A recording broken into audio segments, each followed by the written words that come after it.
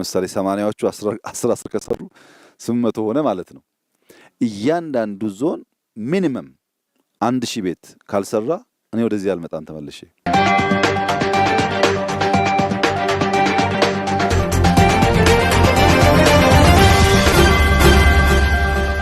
ኦዱቴኛ ጀልቀባቲን Ministeerri muummee Itoophiyaa Abiy Ahmed manneen 1,000 yoo hin ijaaramne godina kana hin dhufu jechuun kaadiroota mootummaa akeekkachiisan.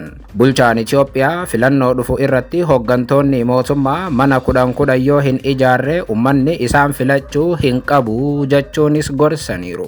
Bal'inaan isin biraan geenya. Oduu biraatiin Pirezidaantiin Soomaaliyaa Hassan Sheikh Mohamud Finfinnee galan. Imalli tasaa kun kan dhaga'ame wayita Jubaalaandii fi mootummaa federaalaa Soomaaliyaa jidduutti mariin gaggeeffame fashaleetti ture. Marii tibbana Jubaalaandiitti fashalee fi imala Hassan Sheikh Mohamud arraa Abiyyi biratti godhan bal'inaan isin biraan geenya. Oduu biraatiin layni Abbaay kan Itoophiyaa qofa utuu hin taane kan hunda keenyaati jedhan Pirezidaantiin Ijipti Abdul Fattah al-Sisi. Al-Sisiin haasawaa jabaa arraa godhaniin tarkaanfii gaafatamummaa hin qabne Itoophiyaan fudhachaa jirtu callisanii akka hin ilaallees akeekkachiisan. Dubbii Al-Sisiin arra godhe bal'inaan dhageessu. Oduu teenyaa xumuraatiin immoo mariisistoota Hamaasii fi Israa'el kan ta'an dippiloomaatonni Qatar 3 balaa konkolaataa isaan mudatee lubbuu dhaban. Nagaa buusuuf Ijipti kan deeman qondaaltonni Qatar kun balaa rifaasisaa eda halkan isaan mudateen lubbuu dhabaniiru jette Qatar. Qondaaltota nagaa buusuuf deemanii lubbuu dhaban gabaasa guutuu isin biraan geenya akka mooltan daawwattootaaf hordoftoota Anolee Global Media. Oduuf odeeffannoo keenya galgala kanaa qabannee dhufneeti jirra. Odeeffannoo keenya ijoo isaan madhageessan guutuu isaa isin biraan geenya. Haga xumuraa sagantaa keenyaatti dhaggeeffachuu yaada qabdan gara koomentiitiin nuuf barreessaa. Viidiyoon keenya namoota hedduu biraa akka dhaqqabuuf immoo like, share, subscribe godhuun dagatinaa isiniin jenna. Kallattumaan gara gabaasa bal'aattiin isin qajeelcha. Oduu teenyaa jalqabaatiin Ministeerri muummee Itoophiyaa Abiy Ahmed manneen 1,000 yoo hin ijaaramne godina kana hin dhufu jechuun kaadiroota mootummaa akeekkachiisan. Bulchaan Itoophiyaa filannoo dhufu irratti hooggantoonni mana 10 yoo hin ijaarre uummanni isaan filachuu hin qabus jedhan. Bulchaan Itoophiyaa dubbii jabaa kana kan dubbatan tibbana wayita jiddugaleessa Itoophiyaa daawwatanitti ture. Haaluma kanaan Ministeerri muummee Abiy bakka bu'oonni paartii badhaadhinaa aanaa irraa kaasee haga paarlaamaa godina Silxeetti kan argaman ji'oota muraasa keessatti tokkoon isaanii mana 10 uummataaf ijaaruu baannaan filannoo dhufu irratti uummanni naannichaa sagalee akka isaaniif hin kennine akeekkachiisaniiru. Karoorri ijaarsa manneen miiliyoona takka tuqaa 5 mootummaa federaalaa baasee karoora misooma baadiyyaa manneen godina Silxeetti akka ijaaraman kan hammatu ta'uu ibsan Abiy haasawaa taasisaniin. Muummichi ministeeraa yaada filannoo fi ijaarsa mana jireenyaatiin wal qabsiisuun kan kennan hooggantoota godina Silxee dabalatee qondaaltota olaanoo naannoo fi federaalaa waliin marii taasisaniin ture. Marii taasisan kanaanis piroojektota misooma kooriidarii magaalota keessatti gaggeeffamaa jiruun alattis mootummaan Itoophiyaa piroojektota walfakkaataa baadiyyaa keessatti eegaluu Abiy beeksisaniiru. Hojiin misooma kooriidarii magaalaa eegale baadiyyaatti itti fufaa jedhan. Abiy guyyoota lamaan dabre naannoo jiddugaleessa Itoophiyaa godina 4 mana jireenyaatii fi bu'uuraalee misoomaa birootiin kan wal qabatan kooriidarii baadiyyaa irratti ijaaramaa kan jiran daawwataniiru. Imalli ministeera muummee Itoophiyaa Abiy Ahmed kun godina Halaabaa, Kambaataa, Hadiyyaa fi Silxee kan hammatu ture. Manneen godina Halaabaatii fi Kambaataatti ijaaraman daawwachuudhaan erga eebbisanii booda ministeerri muummee Abiy godinni lamaan tokkoon isaanii manneen akka ijaaran ajaja dabarsan. Tokkoon godinaalee kanneeniitti yoo xiqqaate manneen 1,000 yoo hin ijaarre asitti hin deebi'u jechuun hojii mana aangoota naannoo sanaaf laatan. Gama biraatiin ministeerri muummee Abiy bulchaa olaanaa godina Silxee obbo Zeyne Bilqaafiif ergaa dabarsaniin ji'a tokko keessatti mana 1,000 yoo xumurtan ji'a tokko keessatti ni dhufnaa jedhan. Ji'a 2 keessattis mana kana yoo xumurtan ji'a 3 keessatti mana kana yoo xumurtan ji'a 6 keessatti yoo xumurtanis ji'a 6 keessatti ni dhufna jechuun yoo manni kun hin ijaaramne godina sana akka hin deemne himan ማለት ነው። እያንዳንዱ ዞን ሚኒመም 1000 ቤት ካልሰራ እኔ ወደዚህ አልመጣም ተመልሼ። 1000 ቤት ትችላላችሁ ሰርታችሁ ጥሩ እንመጣለን። ስንመጣ ግን በሁለት መንገድ ነው የምመጣው። Abiyyi haasawaa bulchaa godinaa waliin taasisaniin godina Silxee qofa keessatti manneen maree aanaa kan godinaa kan naannootii fi federaalaa keessatti bakka bu'oonni filataman gara 80 kan ta'an aanga'oonni akka jiran hubachiisaniiru. Bakka bu'oonni kun tokkoon isaanii mana 10 yoo ijaaran walumaa galatti naannoo sanatti manneen 800 akka ijaaraman hubachiisan. Filannoo dhufuun dura bakka bu'oonni kun ijaarsa manneen kanaa xumuruu akka qabanis akeekan. Abiyyi yoo haasawan obboleewwan koo Silxeetiif wantiin dhaamuu barbaadu tokkotu jira jedhan. Namoonni 80 kun yoo xiqqaate mana 10 yoo hin ijaarre ta'e filannoo itti aanutti hin filatina, sagalee sillaatinaaf jechuun namni hin hojjanne filatamuu hin qabu jedhan. Hojii malee haasa'uudhaan qofa filannoo kan jedhamu hin jiru jechuun ministeerri muummee Itoophiyaa Abiyyi Ahmad jiraattonni naannoo sanaa eenyuun akka filachuu qaban yaada kennan. Kan hojjete malee kan hin hojjanne amma booda bakka bu'aa uummataas ta'uu hin danda'u jedhan. Haa ta'u malee muummichi ministeeraa Itoophiyaa aanga'oonni godinaa yookaan qondaaltonni mootummaa sadarkaa adda addaatti argaman baasii ijaarsa manneen kanaa akkamitti uwwisuu akka qaban hin ibsine. Maallaqa dhuunfaatiin immoo kan mootummaatiin waan jedhu bal'inaan hin dubbanne. Abiyyi amma marii kaleessa gaggeeffameen misoomni koriidarii baadiyyaa, ijaarsa mana jireenyaa akkasumas immoo godina jidduutti dorgommiin akka jiraatuuf barbaachisaadha jedhan. Muummichi ministeeraa Silxeen akkamiin Hadiyyaa gadi ta'uu danda'e? Hadiyyaan akkamiin Kambaataa gadi ta'uu danda'a? Kambaataan akkamiin Halaabaa gadi ta'uu danda'a? jechuun gaafatanii godinoonni wal dorgomuu akka qaban dhaaman. Hojii irratti mootummaan isaanii manneen miliyoona 1.5 ol ijaaruudhaaf karoorfachuu isaanii kan yaadachiisan Abiyyi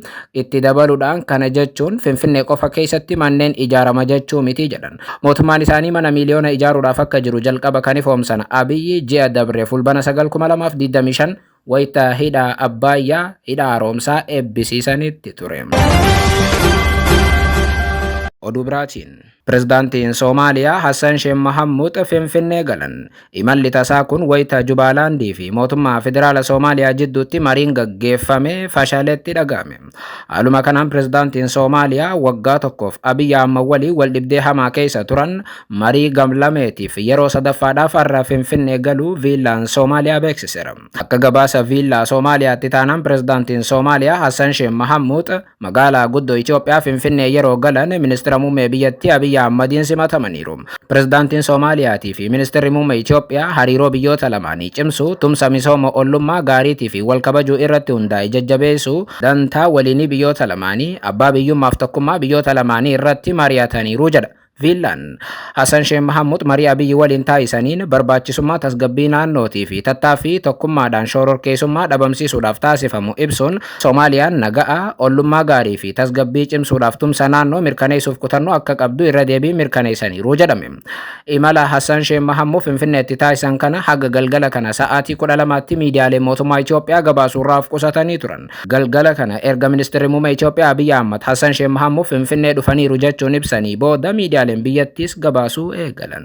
Imalli pirezidaantiin Soomaaliyaa amma Itoophiyaatti taasisan kun waggaa kana qofa imala biyya lama sadaffaa ta'uu isaati. Seensa bara 2024 erga Itoophiyaan Somaalilaand waliigaltee mo'uu mallatteessite Soomaaliyaa fi Itoophiyaan wal dhabanii boodarra muddee 2024 araaramuun ni yaadatama. Gama biraatiin imalli amma Hassan Sheikh Mahamud Itoophiyaatti taasisan kun yeroo murteessaatti dhaga'ame.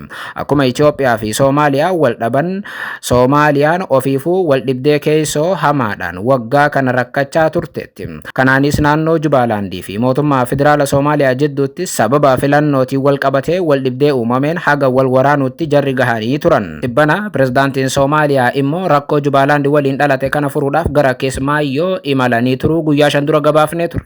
Hassan Sheikh wayita Kismaayyoo daawwatan pirezidaantii naannichaa kan ta'an Ahmad Madoobee waliin hariiroo bade deebisuudhaaf marii gaggeessanis turan. Marii guyyaa lamaaf ture sanaan naannoon Jubaalaandiif mootummaan federaala Soomaaliyaa wal hubatanillee waliigalteerra osoo hin ga'in mariin sun fashalee jedhame.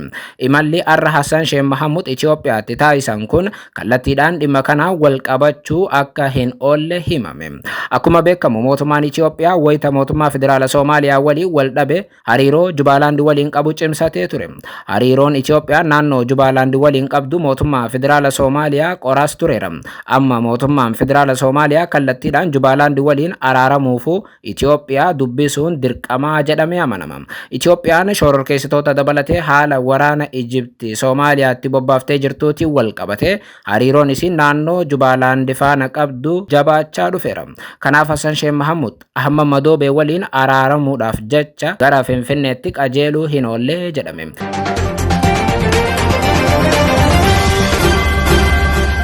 Oduu biraatiin layni Abbayyaa kan Itoophiyaa qofa utuu hin taane kan hunda keenyaati jedhan pirezidaantiin Ijipti Abdul Fattah al-Sisi. Abdul Fattah al-Sisi haasawa jabaa har'a taasisaniin tarkaanfii gaafatamummaa hin qabne Itoophiyaan fudhachaa jirtu callisanii akka hin ilaalle akeekkachiisan. Dilbata har'aa ganama torbaan bishaan Kaayiroo 8ffaa irratti haasaa taasisanii fi maxxanfame irratti al-Sisiin Ijipti dhimma laga Abbayyaatiin wal qabatee dippiloomaasii fi dhaabbilee idil addunyaa irratti hirkachuun ishee keessuma dhaabbata mootummoota gamtoomanii irraa amantaa qabaachuunis akka dadhabinaatti ilaalamuu hin qabu jedhan. Hariiroon dhaabbilee idil addunyaa waliin qabnu cimina, bilchinaa fi amantaa marii fi tumsa irratti qabnu dantaa mootummoota bishaan Naayilii hunda osoo tokkollee balaadhaaf hin saaxiliin eeguudhaaf kan kaayyeeffatee turedha jedhan.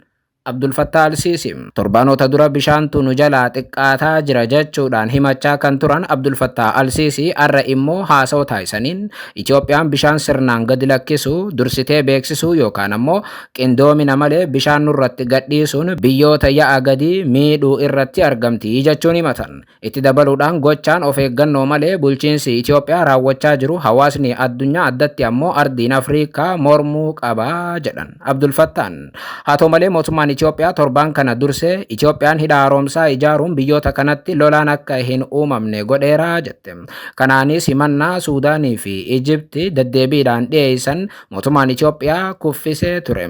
Abdul Fattah al-Sisi gaduma siqanii haasawa har'a taasisaniin immoo Itoophiyaan bishaan guutuu hidhattee gogiinsaaf akka nun saaxillee fi bishaan guddaa gadhiiftee akka nun miineef waliigalteen dirqisiisaan akka jiraatu gaafannaa jedhan. Pirezidaantichi Ijipti tarkaanfiiwwan gama tokkoon laga Naayil irratti Itoophiyaan fudhachaa jirtu kan seeraa fi waliigalteewwan idil addunyaa tuffatan dantaa uummattoota bishaan kuusaa balaadhaaf saaxilan akkasumas ammoo qajeeltowwan haqaaf tasgabbii kan miidhan akka ta'e ibsuun kana Ijipti akka hin fudhanne irra deebi'anii himan. Marii waggoota 14 oliif gaggeeffame kan gamaaggaman Abdul Fattah al-Sisiin Ijipti waliigaltee seeraan dirqama ta'ee fi dantaa waloo hunda galmaan ga'uu kaayyeeffate karaa dippiloomaasii haqa qabeessaaf ogummaa qabuun hordofteetti jedhan. Nuti waliigaltee irra ga'uufis fedhii qabna turre jedhan. Kaayiroon filannoowwan teeknikaa sirrii ta'an hedduu kanneen galmoota misoomaa Itoophiyaan labsite guutuu danda'an kan ammoo Itoophiyaas hin miine dantaa biyyoota ya'a gadii lamaanii eegsisuus kan danda'aniif yaada dhiyeessaa turte jedhan. Garuu jarreen kun yookaan ammoo Itoophiyaan fedhii siyaasaa dhabuu fi gama tokkoon yaada siyaasaa dhiphoo qabaachuun isa nurratti fe'uudhaaf yaalteetti jechuun waliigalteewwan amma dura kufan hunda Itoophiyaa itti gaafatamtuu taasisaniiru. Abdul Fattah al-Sisi asitti waan jabaa dubbataniin gama biraatiin himata Itoophiyaan lagni Abbayyaa kooti jettu sobaa jedhan. Kun abbaa biyyummaatiin waan wal qabatu hin qabu kan jedhan Abdul Fattah al-Sisi layni Abbayyaa kan isaan Naayil jechuudhaan waaman qabeenya waloo mootummoota qarqara lagaa jiran hundaatii fi qabeenya waloo dhuunfatamuu hin dandeenyedha jedhan. Walumaa gala layni Naayil kan hunda keenyaati Itoophiyaan kiyya qofa jechuu abadan hin dandeessu jedhan. Haa ta'u malee haasawa kana Itoophiyaan tasuma hin fudhattu. Kun abbaa biyyummaa biyyattii akka salphisuutti ilaalti Itoophiyaan. Al-Sisiin haasawa isaanii har'aatiin yoo itti fufan bishaan lammiilee Ijipti miliyoona 100 ta'aniif dhimma jiraachuuf jiraachuu dhabuutii jechuun ibsan.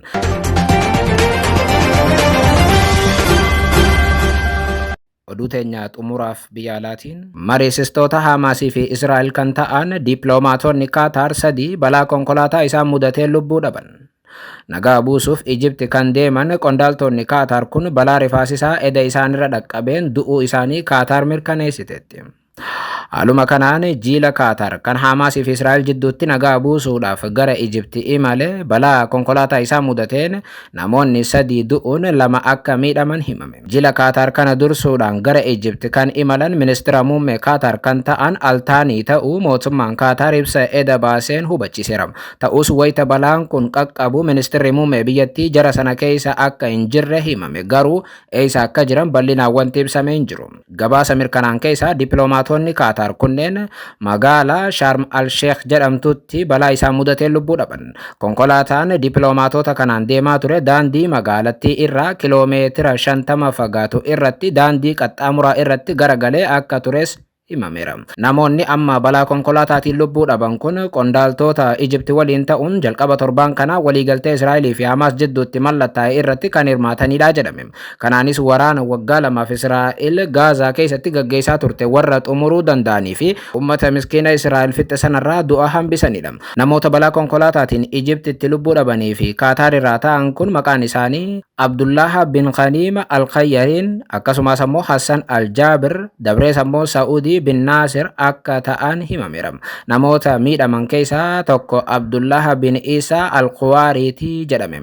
Gama biraatiin magaalaan Ijipti Sharm al-Sheikh tun guyyaa boru jechuun wiixata walga'ii addunyaa waraana Gaazaa xumuruudhaaf kaayyeeffate qopheessaa jirti.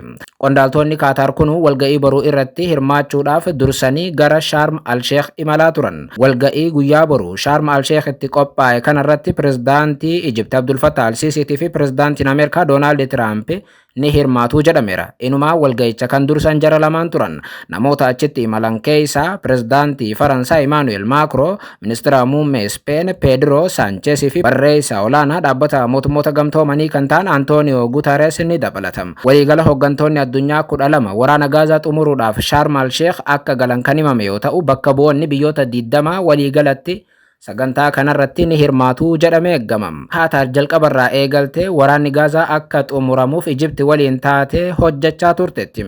Kanaanis irra deddeebi'iin Hamaasii fi Israa'el walitti fiduu dandeessetti.